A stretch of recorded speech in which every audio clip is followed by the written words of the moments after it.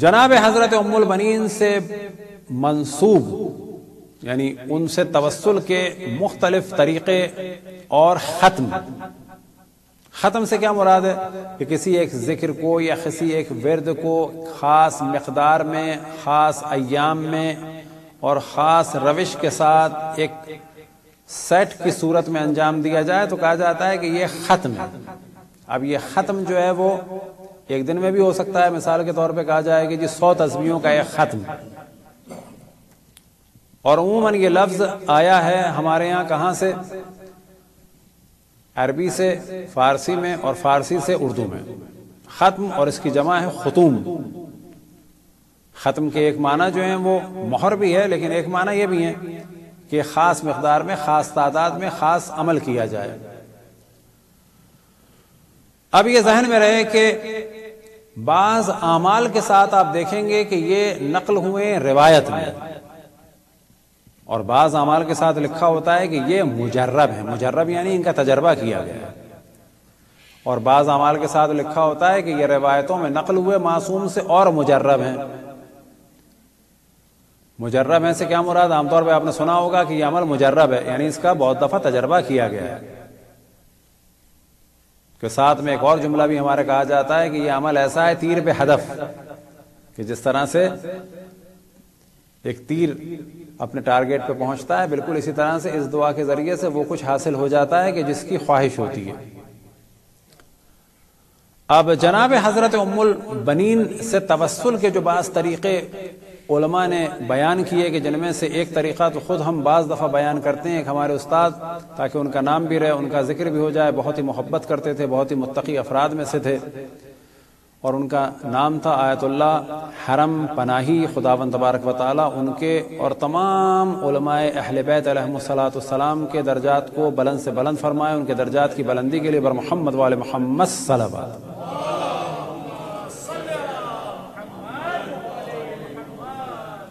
تو یہ وہ تھا کہ جو خود ہم نے سنا، وہ فرماتے ہیں کہ جب بھی مجھے مشکل ہوتی ہے تو میں فوراً جو ہے وہ صلوات پڑھنا شروع کر دیتا ہوں حضرت ام البنین سلام اللہ علیہا کی خدمت اقدس میں، کیا تعداد ہو، جو بھی تعداد ہو۔ اب اگر کوئی تعداد معین کر لیں تو بھی کوئی حرج نہیں، یا آپ ذہن میں رکھ لیں کہ جی 100 تو میں پڑھوں گا، اس کے بعد پڑھتا ہی رہوں گا، مثلا جب تک مجھے آج موقع ملا پڑھتا رہوں گا، 1000 ہو جائیں، 2000 ہو جائیں۔ تو وہ فرماتے تھے کہ جیسی مجھے مشکل ہوتی تھی میں فوراً اپنے شروع کر دیتا تھا۔ اور انہی سے ایک اور واقعہ جو کئی دفعہ ہم بیان کر چکے ہیں، کہ انہوں نے فرمایا کہ کسی نے خواب میں دیکھا امام زمان علیہ الصلوۃ والسلام کو،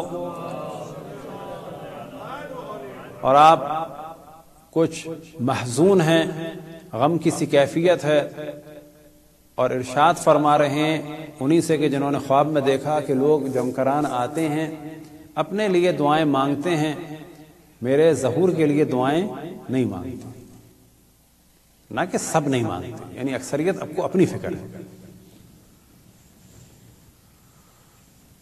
تو اس سے اندازہ ہوتا ہے کہ خود امام زمان علیہ الصلوۃ والسلام کو بھی جو سب سے زیادہ دعا پسند ہے وہ ان کے ظہور پر نور کی دعا ہے، اور بلا شک غیبت کے زمانے میں جو سب سے اہم عمل ہے وہ امام زمان علیہ الصلوۃ والسلام کے لیے کا انتظار ہے، اور سب سے اہم جو دعا ہے وہ ان کے ظہور کے لیے دعا ہے۔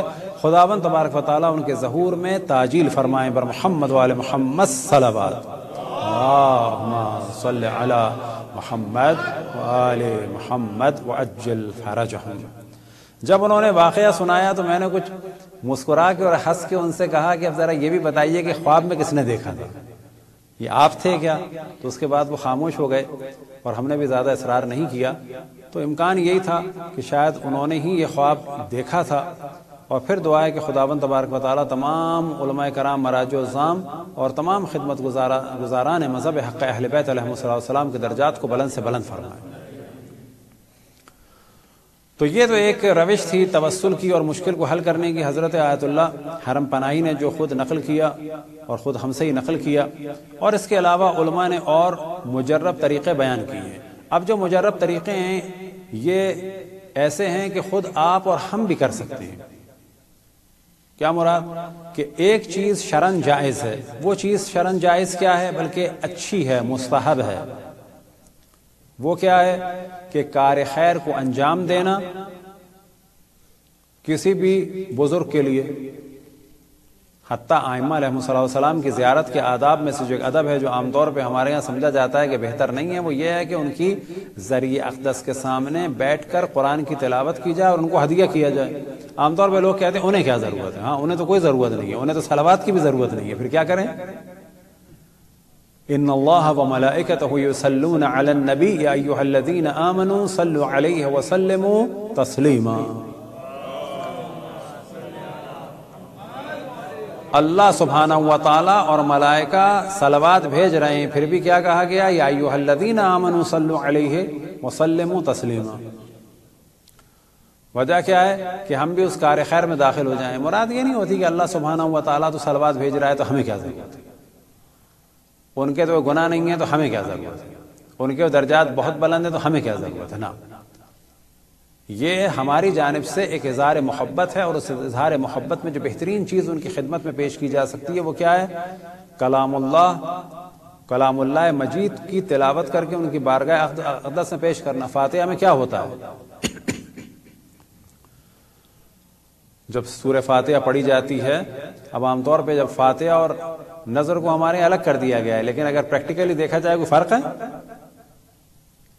فرق یہ ہے کہ جو عام مردوں کے لیے اسے ہم فاتحہ کہہ دیتے ہیں، لیکن جب معصومین علیہ السلام کی بارگاہ میں چند سوروں کی تلاوت کرتے ہیں تو وہ بھی یہی ہے، چند سوروں کی تلاوت کر کے ان کی بارگاہ اقدس میں اس کو ہدیہ کر دیا.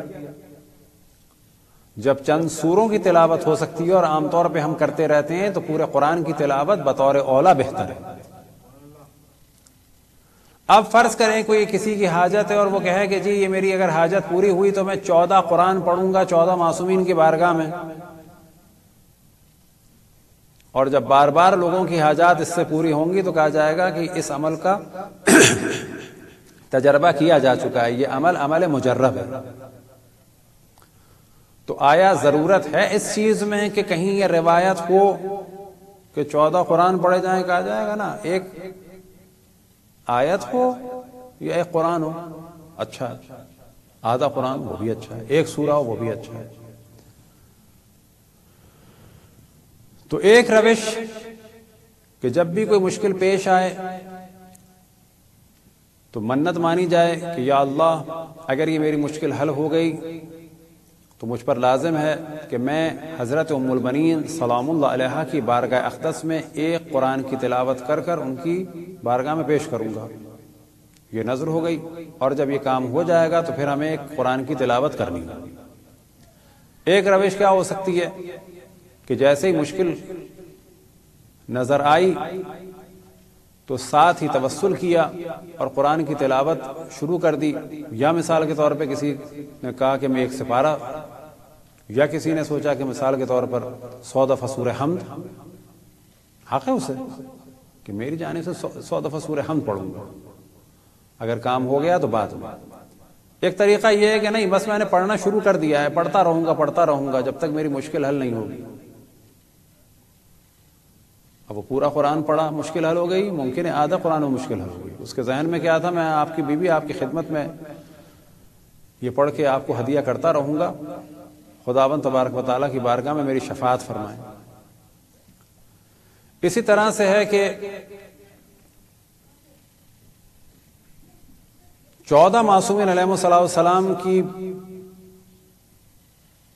کے نام سے صلوات پڑھی جائے جناب ام البنین کی جانب سے.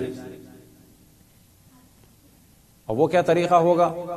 اللہم صلی علی محمد وآل محمد، پھر اس کے بعد اللہم صلی علی علی ابن ابی طالب، پھر ایک دن 1000 یہ، پھر اس کے بعد والے دن شب جمعہ سے یہ شروع ہو، اور پھر اس کے بعد والے دن کیا ہوگا؟ اللہم صلی علی فاطمہ، پھر اس کے بعد اللہم صلی علی حسن ابن علی، اللہم صلی علی حسین ابن علی، اللہم صلی علی علی ابن الحسین، اللہم صلی علی محمد ابن علی، اللہم صلی علی جعفر ابن محمد، اللہم صلی علی موسیٰ ابن جعفر، اللہم صلی علی علی ابن موسیٰ، اللہم صلی علی محمد ابن علی، اللہم صلی علی علی ابن محمد، اللہم صلی علی حسن ابن علی، اللہم صلی علی حجت ابن الحسن العسکری المہدی، اور پھر 15ویں دن اللہم صلی علی عباس ابن علی. اور یہ سب صلوات پڑھی جائے کس کی نیابت میں، کس کی جانب سے؟ حضرت ام البنین سلام اللہ علیہا کی جانب سے. ایک اور عمل جو بعض علماء نے بیان کیا کہ جب کوئی شدید مشکل ہو تو توسل کیا جائے جناب حضرت ام البنین سے کہ اس میری مشکل کو حل کریں، خداوند تبارک و تعالیٰ کی بارگاہ میں میری شفاعت فرمائیں. خداوند تبارک و تعالیٰ سے دعا کی جائے کہ یا اللہ تو میری اس مشکل کو حل فرما. اگر یہ میری مشکل حل ہو گئی تو حضرت ام البنین کی جانب سے میں زیارت کروں گا امام حسین علیہ السلام کی.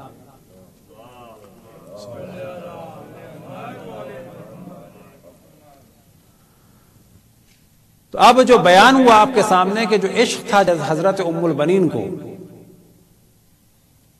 اللہ رسول سے اور ائمہ علیہم السلام سے، تو بلا شک جب ان کی بارگاہ اقدس میں قرآن کو ہدیہ کیا جائے، عشق اہل بیت کو ہدیہ کیا جائے، اور جب خصوصاً اس حسین کی زیارت کو ہدیہ کیا جائے کہ جس کے دفاع کے لیے ام البنین نے اپنی گود کو اجاڑ دیا،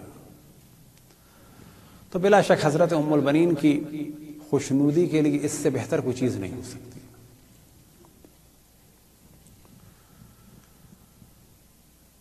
کچھ معجزات بھی ایسے بیان ہوئے کتابوں میں کہ جن میں سے ایک معجزہ جو عام طور پہ ایران میں پڑھا جاتا ہے، اور وہ پڑھا جاتا ہے ایک ارمنی لڑکی کے بارے میں.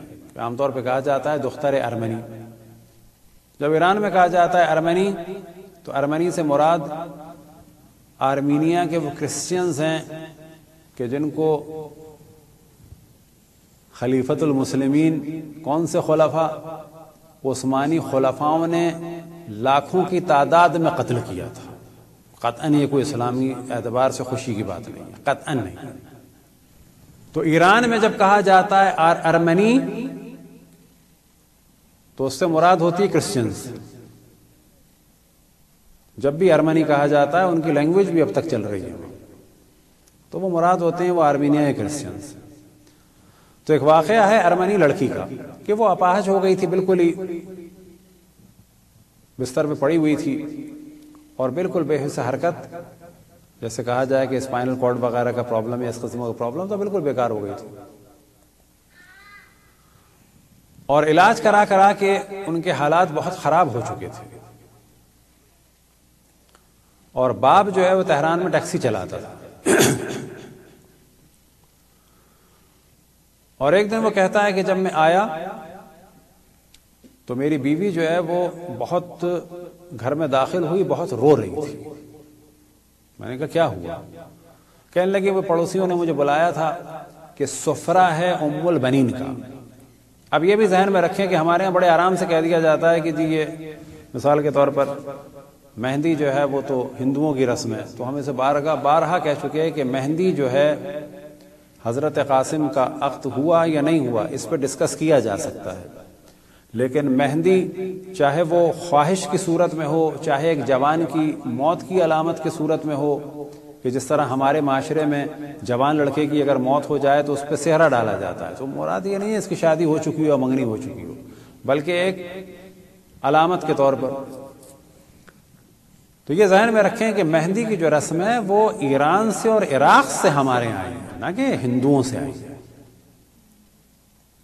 یا یہ تصور کیا جاتا ہے کہ وہاں پہ نہیں ہوتی، تو ہم کئی دفعہ اس کو بیان کر چکے کہ ہمارے بہت سارے طالب علم، بہت سارے علماء ایسے ہیں کہ جو سالوں قم میں رہے لیکن کبھی بھی انہوں نے وہاں کی رسم و رسوم میں یا محرم میں شرکت نہیں کر پائے. وجہ کیا تھی کہ عید الاضحیٰ سے پہلے وہ پاکستان آ جاتے تھے، پھر اس کے بعد ایام اضحیٰ کے بعد وہ دوبارہ ایران جاتے تھے. انہیں بعض دفعہ 20-20 سال میں موقع ہی نہیں ملا کہ وہاں پر کیا ہوتا ہے اور کیا نہیں ہوتا.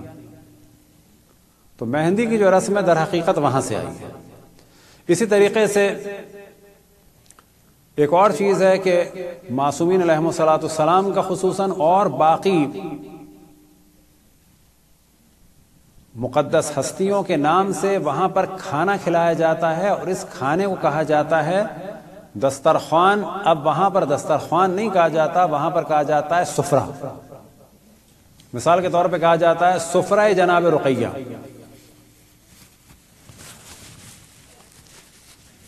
کہ حضرت رقیہ کے نام کا سفرہ، جو ہمارے نہیں ہوتا، اگر ہو تو کوئی مذائقہ نہیں، اچھی بات ہے۔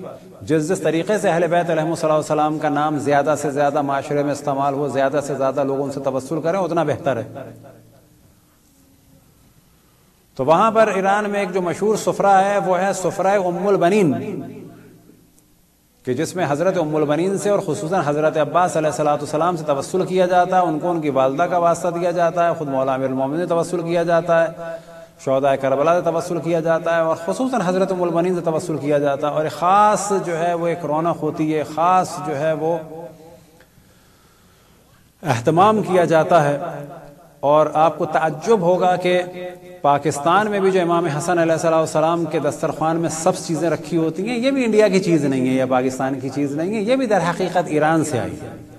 اگر آپ جا کے گوگل فارسی میں لکھیں سفرہ امام حسن تو آپ کو تعجب ہوگا کہ آپ کو ہزاروں فوٹوز مل جائیں گی کہ ہر چیز اس پر ہری ہے، دسترخوان ہری، پلیٹیں ہرے، سب کچھ ہرا۔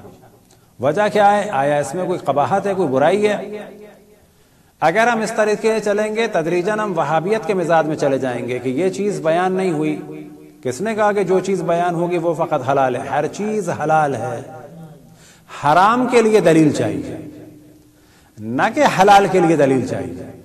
خود اہل سنت کا اور شیعوں کا وہابیوں سے جو مین ٹکراؤ ہے وہ کیا ہے؟ وہ کہتے ہیں ہر وہ چیز جس کا ذکر روایت میں نہیں ہے حرام ہے۔ ہم کہتے ہیں کہ ہر وہ چیز جس سے روکا جاتا ہے وہ حرام ہے، اور اگر ہرا سفرہ ہوتا ہے امام حسن علیہ السلام کا تو وہ یاد دلاتا ہے اور توجہ دلاتا ہے زہر کی جانب۔ اور اگر کسی بھی چیز سے مظلومیت اہل بیت علیہ السلام کی یاد تازہ ہو اور کسی بھی چیز سے اہل بیت پر ظلم کرنے والوں سے نفرت میں اضافہ ہو تو بلا شک وہ عمل بہترین عمل ہے، کیونکہ ایک جانب ضروری ہے اہل بیت سے محبت، دوسری جانب ضروری ہے دشمنان اہل بیت سے شدید نفرت۔ خداوند تبارک و تعالیٰ سے دعا ہے کہ ہمیں اہل بیت علیہ السلام کی محبت اور مودت اور دشمنان اہل بیت سے نفرت میں اضافہ فرمائے۔ تو ایک بہترین جو سفرہ ہوتا ہے وہ ہے سفرہ ام البنین۔ تو یہ ارمنی کہتا ہے کہ میری بیٹی بالکل جو ہے وہ بستر پہ پڑی ہوئی تھی، حرکت بھی نہیں کرتی تھی، بہت زیادہ بول بھی نہیں پاتی تھی، اور ایک دن میں جب واپس آیا تو میں نے کیا دیکھا کہ میری بیوی اور بچے بھی تھے، تو بیوی جو ہے واپس گھر آئی تو اس کی آنکھیں بالکل سرخ ہو رہی تھی۔ میں نے سوال کیا کیا ہوا؟ کہنے لگی کہ میں گئی تھی، کسی نے مجھے پڑوس میں بلایا تھا، سفرہ ام البنین تھی۔ میں نے کہا کون ہے ام البنین؟ کہا کہ یہ جو عزاداری میں اتنا ذکر ہوتا ہے حضرت عباس کا، یہ ان کی والدہ ہیں، تو یہ لوگ ان سے توسل کرتے ہیں۔ تو میں نے بھی بس نیت کی ہے کہ اگر میری بیٹی صحیح ہو گئی تو میں بھی سفرہ کروں گی حضرت ام البنین صلوات اللہ وسلام علیہا کا، تو تم تھوڑے سے پھل لے آؤ۔ اب اتنی اس میں طلب تھی کہ اس نے کہا کہ بس میں ابھی سے شروع کر دیتی ہوں۔ اور یہ وہی چیز ہے کہ جو ہم نے پہلے توجہ دلائی کہ اگر کسی کار خیر کو کرنا ہو آپ یہ بھی کہہ سکتے ہیں کہ یا اللہ اگر یہ میری مشکل حل ہو گئی تو میں قرآن پڑھوں گا، اور آپ یہ بھی کر سکتے ہیں کہ یا اللہ تو میری اس مشکل کو حل فرما بحق حضرت ام البنین صلوات اللہ وسلام علیہا، اور اس سے پہلے کہ میری مشکل حل ہو میں نے ابھی سے پڑھنا شروع کر دیا ہے۔ یہ بھی ایک طریقہ ہے۔ تو اس نے پھل منگائے، یہ آدمی کہتا ہے کہ میں پھل لا کے گھر میں رکھے، ہم نے رات کو ہم لوگ سو گئے، میری بیٹی کا ہاتھ جو ہے میری بیوی کے ہاتھ میں تھا، ایک دم سے اس نے ہاتھ چھڑایا، میری بیٹی کی بھی بیوی کی بھی آنکھ کھلی، تو کیا دیکھا کہ میری بیٹی جو ہے جو ہل نہیں سکتی تھی وہ بیٹھی ہوئی، اور ماں کو جو ہے وہ اٹھا رہی ہے، اور ماں جو ہے اٹھی تو اس نے کہا کیا ہوا، تم صحیح ہو گئی؟ کہنے لگی ہاں صحیح ہو گئی۔ کا کیا ہوا؟ کہنے لگے خواب میں خاتون آئی تھی، اس کا نام تھا ام البنین، اور اس نے میرے چہرے پہ ہاتھ پھیرا اور کہا کہ اٹھ جاؤ اور اپنی ماں سے کہو کہ جو تم نے عہد کیا ہے اس پہ عمل کرے۔ صلوات پڑھیں پر محمد والے محمد۔ برحمتك يا أرحم الراحمين وصلى الله على محمد وآله الطاهرين